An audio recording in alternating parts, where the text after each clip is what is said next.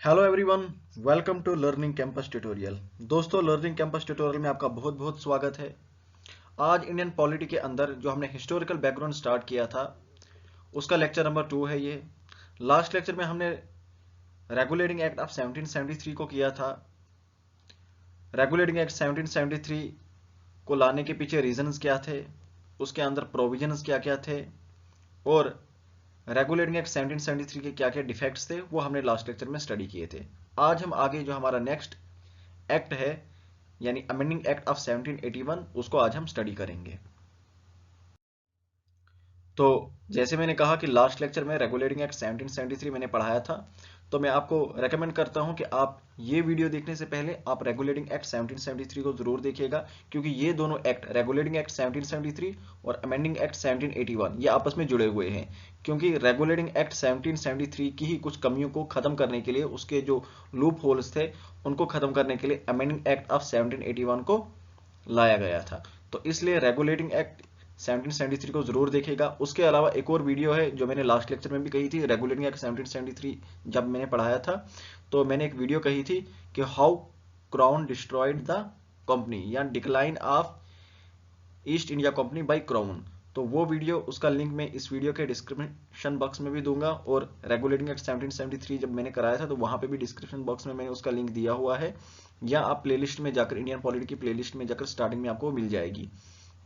तो decline of East India Company by crown वो video आप जरूर देखिएगा। उसके अंदर मैंने जितने भी ये जो हमारा कंपनी रूल है 1773 से लेकर 1858 तक वाला टाइम पीरियड, इसके अंदर जितने भी ये एक्ट्स आएंगे इन सभी एक्ट्स को मैंने उसके अंदर कवर कराया है। और यहाँ पे जितने भी प्रोविजंस थे वो वाले प्रोविजन, क्योंकि मैंने सारा फोकस उस वीडियो के अंदर उन प्रोविजंस के ऊपर रखा है जिन प्रोविजन से कंपनी को क्राउन ने खत्म कर दिया था। तो यहाँ पे भी जैसे जैसे हम आगे बढ़ेंगे, इन एक्ट्स को पढ़ेंगे, तो आप नोटिस करोगे किस तरह से क्राउन क्या कोशिश कर रहा था, कंपनी की पावर्स को खत्म करने की कोशिश कर रहा था, और अपना रूल फाइनली वो 1858 में जाकर अपना रूल इस्टेब्लिश कर देता है। ओके, तो वो वीडियो आप जरूर देखिएगा, नीचे डिस्क्रिप्शन बॉक्स में भी आपको उसका लिंक मिल जाएगा।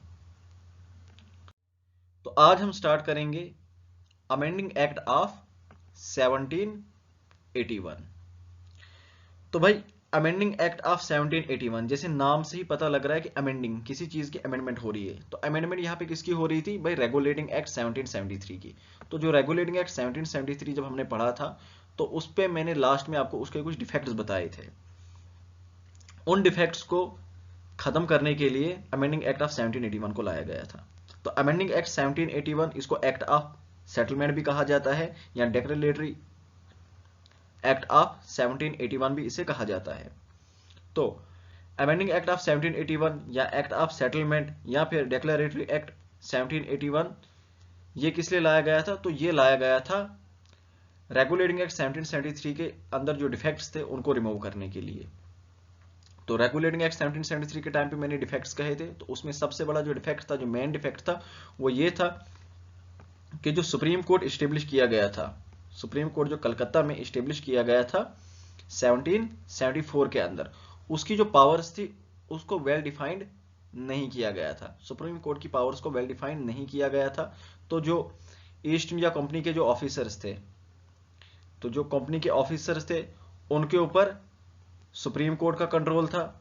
उसके अलावा जो गवर्नर जनरल की कौंसिल बनी थी, जब गवर्नर जनरल अब बंगाल की पोस्ट बनाई गई थी, तो उसको असिस्ट करने के लिए जो 4 मेंबर की एग्जीक्यूटिव काउंसिल बनाई गई थी, उस एग्जीक्यूटिव काउंसिल का, वो जो 4 मेंबर की एग्जीक्यूटिव काउंसिल थी, उसका भी कंट्रोल था इस कंपनी के ऊपर। उसके अलावा सुप्रीम कोर्ट का कंट्रोल भी था इस कंपनी के ऊपर। तो उसकी वजह से जो ऑफिसर्स थे वो अच्छे से काम नहीं कर पा रहे थे।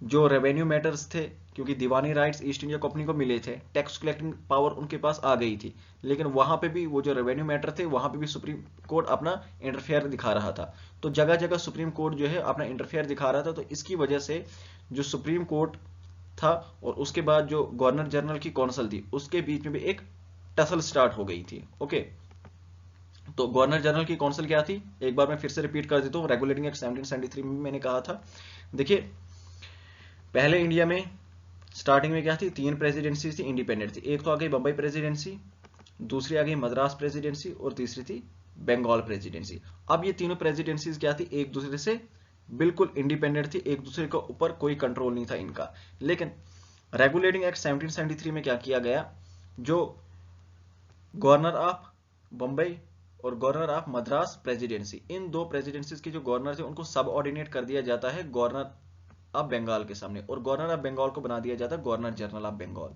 इसकी पोस्ट को बढ़ा दिया जाता है, पावर्स इसको दे दी जाती, और इनकी जो लेजिस्लेटिव पावर्स इनको कम कर दिया जाता है।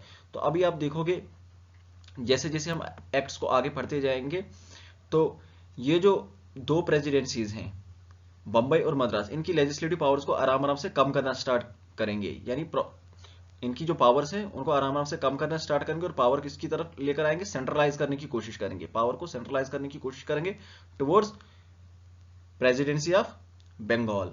ओके, तो रेगुलेटिंग एक्ट 1773 में ही ये स्टेप लिया गया था, प्रोसेस ऑफ सेंट्रलाइजेशन का, पावर को सेंट्रलाइज करने की कोशिश की जा रही थी, और आराम आराम से पावर को पूरी तरह से सेंट्रलाइज किया जाएगा बंगाल में।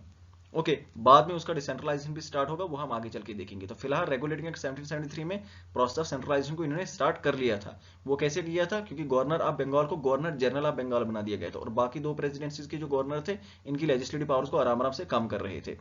तो सुप्रीम कोर्ट और गवर्नर जनरल की जो कौंसिल थी, अब गवर्नर जनरल की मैं कौंसिल समझा रहा हूं, तो जब ये गवर्नर जनरल अब बंगाल इसको बना दिया गया, लॉर्ड बैरन हेस्टिंग पहले गवर्नर जनरल ऑफ बंगाल बन जाते हैं, बाकी जो दो गवर्नर उनको सब ऑर्डिनेट कर दिया जाता है इनके सामने। तो अब ये गवर्नर जनरल की पोस्ट बढ़ाई गई, काम ज्यादा था इसके पास, तो इसलिए इसको असिस्ट करने के लिए ये 4 मेंबर की एक एग्जीक्यूटिव काउंसिल बनाई गई। अब ये जो एग्जीक्यूटिव काउंसिल थी, तो गवर्नर जनरल जो थे उसको इनकी एडवाइस के साथ, इनके साथ मिलकर काम करना था। प्राइमरली ये क्या थी, एक एग्जीक्यूटिव बॉडी थी, लेकिन ये लेजिस्लेटिव फंक्शन भी परफॉर्म किया करती थी, यानी छोटे मोटे जो लॉज बनाने थे अंदर काम करने के लिए, वो भी यही किया करती। तो प्राइमरली एग्जीक्यूटिव बॉडी थी, लेकिन लेजिस्लेटिव फंक्शन भी परफॉर्म किया करती थी। अब जो सुप्रीम कोर्ट था, सुप्रीम कोर्ट क्या थी, प्राइमरी जुडिशरी थी, लेकिन ये क्या काम कर रही थी, एग्जीक्यूटिव बॉडी जो थी, यानी ये जो 4 मेंबर की एग्जीक्यूटिव काउंसिल थी, इनके जो मैटर्स थे वहां पे भी ये इंटरफेयर किया करती थी। जैसे मैंने कहा, जो कंपनी के ऑफिसर्स थे, ईस्ट इंडिया कंपनी के जो ऑफिसर्स थे, इनके ऊपर भी सुप्रीम कोर्ट अपना कंट्रोल जमा रहा था। ओके, साथ ही साथ जो वो गवर्नर जनरल की काउंसिल थी वो भी इनके ऊपर अपना कंट्रोल जमा रही थी। तो सुप्रीम कोर्ट कह रहा था कि मैं पावरफुल हूं, ये जो एग्जीक्यूटिव काउंसिल कह रही थी ये मैं पावरफुल हूं। तो इसकी वजह से सुप्रीम कोर्ट और ये जो गवर्नर जनरल की काउंसिल थी इसके बीच में एक टसल थी, क्योंकि सुप्रीम कोर्ट की पावर जो थी उनको डिफाइन नहीं किया गया था अच्छे से, उसके ज्यूरिसडिक्शन को अच्छे से डिफाइन नहीं किया गया था, तो इसकी वजह से टसल चल रही थी। ओके, उसके बाद क्या होता है, जब सुप्रीम कोर्ट जगह जगह इंटरफेयर करता है, जैसे मैंने कहा कि रेवेन्यू के मैटर में भी ये इंटरफेयर करना स्टार्ट कर रही थी, उसके बाद जो यहाँ के लोकल लोग थे उनके जो लॉज थे, अपने पर्सनल लॉज थे, कस्टम्स थे, उनके इश्यूज में भी इंटरफेयर करना स्टार्ट कर देती है। तो इसकी वजह से क्या होती है, जो कोर्ट ऑफ डायरेक्टर थी, कोर्ट ऑफ डायरेक्टर क्या थी, कोर्ट ऑफ डायरेक्टर कंपनी की गवर्निंग बॉडी थी। जो ईस्ट इंडिया कंपनी एक प्राइवेट ट्रेडिंग कंपनी थी, इसकी गवर्निंग बॉडी थी, और ये कहां पे बैठती थी, लंदन में बैठा करती थी, और जितने भी मेजर डिसीजन हुआ करते थे कंपनी के वो यही लेते थे, कोर्ट ऑफ डायरेक्टर। तो कोर्ट ऑफ डायरेक्टर को इलेक्ट कौन करता था, जो कंपनी के शेयर होल्डर्स हुआ करते थे, वो एनुअल बेसिस पे कोर्ट ऑफ डायरेक्टर को इलेक्ट किया करते थे। टोटल 24 मेंबर्स हुआ करते थे कोर्ट ऑफ डायरेक्टर के अंदर। तो ये कोर्ट ऑफ डायरेक्टर, ये जो 24 लोग थे, ये लोग क्या करते हैं, ये लोग 1777 के अंदर, ओके 1777 के अंदर ये क्राउन के पास जाते हैं, ब्रिटिश पार्लियामेंट के पास जाते हैं, और ये सुप्रीम कोर्ट के अगेंस्ट कंप्लेंट फाइल कर देते हैं कि भाई सुप्रीम कोर्ट हमें वहां पे अच्छे से काम नहीं करने दे रहा है, जगह जगह हमारे मामलों में, हमारे जो मैटर्स है वहां पे इंटरफेयर कर रहा है, तो सुप्रीम कोर्ट की कुछ पावर थोड़ा डिफाइन कीजिए, सुप्रीम कोर्ट के ऊपर थोड़ी सी नकेल कसिए। जिस तरह से हमारे ऊपर आपने कंट्रोल रखा कि हमसे आप रिपोर्ट्स मांग रहे हैं रेवेन्यू के मामले में, सिविल इशू के मामले में, मिलिट्री अफेयर्स के मामले में, थोड़ा सुप्रीम कोर्ट के ऊपर भी नकेल कसिए। तो इसकी वजह से क्या किया जाता है, 1777 के अंदर ये कंप्लेन करते हैं, तो उसके बाद एक टचेट कमेटी बिठाई जाती है। तो ये कंपनी क्या काम कमेटी टचेट कमेटी, तो ये कमेटी क्या काम करती है, इंक्वायरी स्टार्ट कर देती है, इन्वेस्टिगेशन स्टार्ट कर देती है, और इसी कमेटी की रिकमेंडेशन के ऊपर अमेंडिंग एक्ट 1781 को पास किया जाता है। ओके, अब ये तो थे इसके रीजंस, बैकग्राउंड में समझा रहा था क्या हुआ था, किसकी वजह से ये एक्ट लाया गया था। तो रीजंस क्या थे, रेगुलेटिंग एक्ट 1773 को अमेंड करना था, उसके कुछ प्रोविजंस को अमेंड करना था, उसके अंदर जो लूप होल्स रह गए थे, जो डिफेक्ट रह गए थे उनको हटाना था, ये जो सुप्रीम कोर्ट की पावर थी उनको डिफाइन करना था। ओके, अब एम्स क्या थे, एम का मतलब है कि ये एक्ट लाया गया। अब इस एक्ट से क्या सोच रही थी ब्रिटिश गवर्नमेंट, इस एक्ट से क्या होगा, उनके एम्स क्या थे। तो भाई जो डिवीजन बनी थी कोर्ट और गवर्नमेंट के बीच में, किसकी वजह से? रेगुलेटिंग एक्ट 1773 जो आया था, तो उसके जो कुछ प्रोविजंस थे उनको रिमूव करना था, क्योंकि उनकी वजह से क्या हो रहा था, प्रॉब्लम आ रही थी गवर्नमेंट और सुप्रीम कोर्ट के बीच में। गवर्नमेंट यानी ये जो गवर्नर जनरल की काउंसिल थी, तो उस प्रॉब्लम को रिमूव करना था। उसके बाद में जो दीवानी राइट्स मिले थे, बैटल ऑफ बक्सर 1764, उसके बाद नेक्स्ट ईयर क्या होता है 1765 के अंदर उनको दीवानी राइट्स मिलते हैं। Diwani rights meaning tax collecting right, ठीक है, आप टैक्स लगा सकते थे, किसी भी चीज के ऊपर लगा सकते थे, कम कर सकते थे, बढ़ा सकते थे, किसी चीज के ऊपर टैक्स नहीं है तो आप उस वहां पे टैक्स लगा सकते थे या हटा सकते थे। तो टैक्स कलेक्टिंग पावर आपके पास आ गई थी। किस किस एरिया की? बंगाल, बिहार और उड़ीसा की आपके पास टैक्स कलेक्टिंग पावर आ गई थी। अब ये जो टैक्स कलेक्टिंग पावर आई थी, यहां पे भी सुप्रीम कोर्ट इंटरफियर कर रहा था। तो टैक्स जो है आसानी से कलेक्ट हो, स्मूथली कलेक्ट हो, तो ये भी एक मकसद था इस एक्ट को पास करने का। उसके बाद जैसे मैंने कहा था कि सुप्रीम कोर्ट जो यहाँ के जो नेटिव लोग थे, यहाँ के रहने वाले जो लोकल लोग थे, उनके लॉज और कस्टम्स के साथ छेड़खानी कर रहा था। तो उनके लॉज और कस्टम के साथ किसी किस्म की छेड़खानी ना हो, उनको उनके लॉज के अकॉर्डिंगली ही ट्रीट किया जाए। तो ये भी बेसिकली इनके पीछे जो मकसद था वो तो डिवाइड एंड रूल ही था। तो इसके लिए भी अमेंडिंग एक्ट 1781 को पास किया गया था। ओके, तो यहां तक मैं समझता हूं आपको कहानी क्लियर होगी। बैकग्राउंड क्या था, क्यों लाया गया था, एम क्या था, ये क्लियर हुआ होगा। ओके, तो एक बार मैं फिर से रिपीट कर देता हूं प्रोविजंस के ऊपर आने से पहले। तो अमेंडिंग एक्ट 1781 हम कर रहे हैं, इसको एक्ट ऑफ सेटलमेंट भी कहा जाता है। तो ये एक्ट किस लिए लाया गया था? मेनली मकसद ये था कि रेगुलेटिंग एक्ट 1773 के जरिए जो सुप्रीम कोर्ट को इस्टेब्लिश किया गया था, उस सुप्रीम कोर्ट की जो जुरिस्डिक्शन है, जो उस सुप्रीम कोर्ट की पावर्स है, उनको डिफाइन किया जाए। तो जो एक टसल चली थी सुप्रीम कोर्ट और गवर्नर जनरल की काउंसिल के बीच में, उस टसल को खत्म किया जाए। ओके, अब बात करते हैं प्रोविजंस की। तो भाई प्रोविजंस क्या थे? तो सबसे पहले क्या किया गया, जो सुप्रीम कोर्ट की पावर्स थी, उन सुप्रीम कोर्ट की पावर्स को डिफाइन किया गया। अब ये कहा गया कि भाई गवर्नर जनरल जो है और उसकी जो काउंसिल है, वो अपनी ऑफिशियल कैपेसिटी के अंदर जो भी काम कर रही है वो सुप्रीम कोर्ट के जुरिस्डिक्शन के अंदर नहीं आएगा।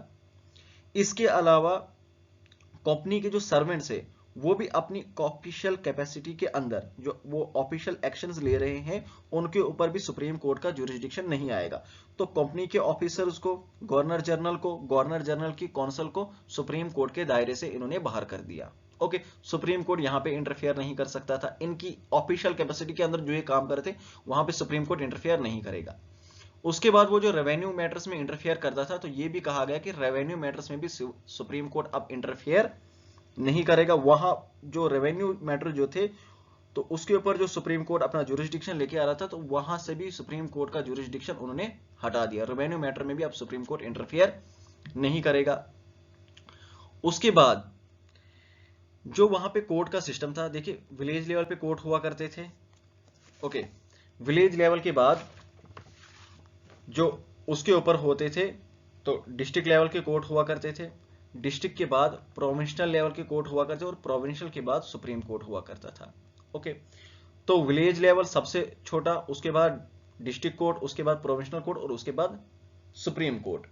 ओके, तो यहां पे क्या कहा गया कि भाई विलेज लेवल पे जो कोर्ट्स हैं, मुंसिफ अदालत, वहां से जो बात चली जाती है, जो अपील जाती है डिस्ट्रिक्ट कोर्ट्स में, डिस्ट्रिक्ट कोर्ट से जो चली जाती है फिर प्रोविंशियल कोर्ट्स में। ओके, तो प्रोविंशियल कोर्ट में भी सदर दीवानी अदालत सिविल केसेस के लिए थी, सदर निजामत अदालत वो किसके लिए थी? क्रिमिनल केसेस के लिए। तो उसके बाद बात कहां जाती थी, अपील कहां जाती थी?